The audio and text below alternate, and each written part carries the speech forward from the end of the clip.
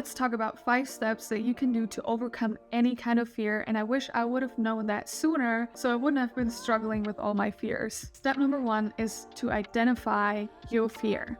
So for me, that fear was having to make phone calls, my fear of failure. Those things were very present in my mind. Step number 2 is to understand your fear. What is your trigger? Why are you so scared of that thing? For me, why I was scared of phone calls was because when I was a child, I had like an uncomfortable situation where I was calling my friend and her sister picked up. I thought that was my friend and I just felt completely embarrassed, and ever since then I was just terrified of phone calls. That already brings me to my 3rd step, and that is, why do you experience that fear? The way fear works, or any kind of emotion, is kind of like a triangle. The first thing is a thought, and my thought based on my experience with the phone call was, oh no, I'm going to embarrass myself, and that's uncomfortable. So the next thing is the feeling. I feel uncomfortable, I feel scared, I might feel terrified, any kind of negative emotion attached to that thought. And last but not least, my body is feeling a reaction. So if we're really nervous at a job interview, we might start sweating, our voice might start shaking, you might experience like a blackout. I would experience that all the time during tests, and based on that reaction, our next thought is, oh no, we're failing right now, or this is going a completely wrong way. And that triangle would just keep repeating over and over. I figured you can put fears into 2 kind of categories. One fear is where you're scared of death. So this is like being scared of heights, all that kind of stuff. And the other thing is being embarrassed in public. Your underlying fear is to be rejected by people. If you look different, if you wear something different, a lot of people are scared that the group is going to reject them because their underlying fear is to get rejected. And understanding that it is not as bad as we think a lot of the time, and understanding how our thoughts, feelings, and reactions are working, we can understand how to overcome those fears. The 4th step is to map it out. Write down the worst case scenario based on your fear. So to me was to relive that moment where I misunderstand, or where I think someone else is on the phone and it will be embarrassing, or it's a customer and I don't know the answer. All these kind of things. Then I also write down best case scenario.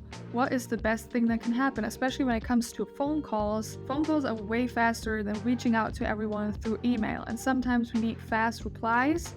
So that is the best case scenario. Now put it into relation, like how high is the chance that you're in a plane and it's going to crash, or all these other kind of things. Once you put that into relation and you see, okay, my chances for my worst fear or my worst case scenario is pretty low.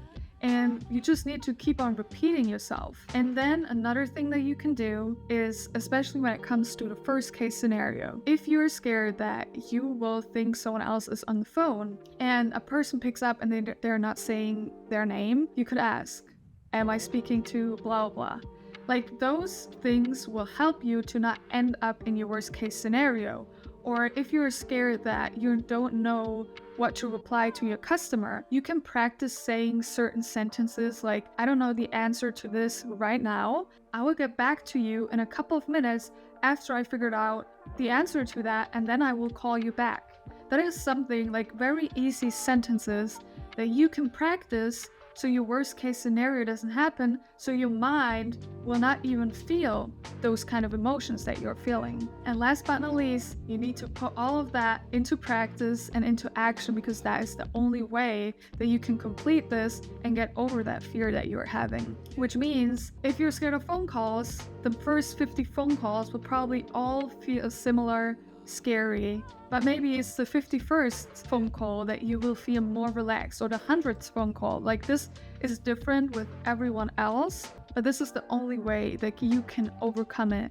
And I know that this is hard because this took me a while to figure out, but after I mapped out these things, a lot of stuff doesn't seem as terrible as they seem in our head. Most of the time, it's just our mind playing with us and making things way worse than they are in reality. Because even if I embarrass myself on the phone by thinking it's someone else that I'm speaking to, that person will probably forget it after like a couple of months or weeks. Like, it's not as bad in their mind than it is in our mind, and we will probably remember it for a lifetime, but to those other people it's usually not as bad and as deep as we think it is. I hope this video helps you to understand your fears and understand how you can overcome them. I hope you will give this video a thumbs up, and I'll see you in the next video. Bye!